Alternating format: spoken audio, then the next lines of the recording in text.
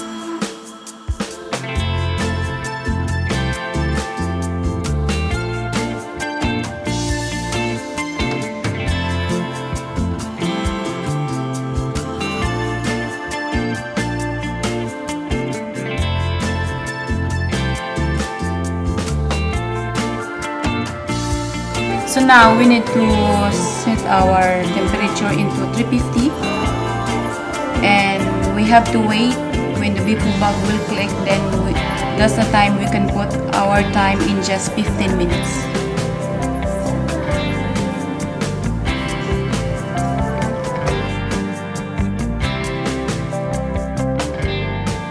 Okay, so 15 minutes is done, so we have to check our big salmon here.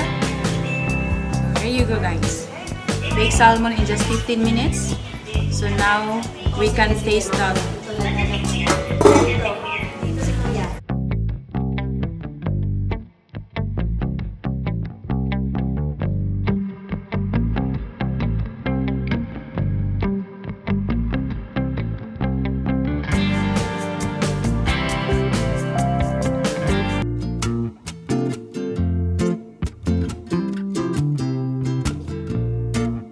Thank you guys for watching on my video today. Hope you like it. Please don't forget to subscribe, like, and share. Thank you.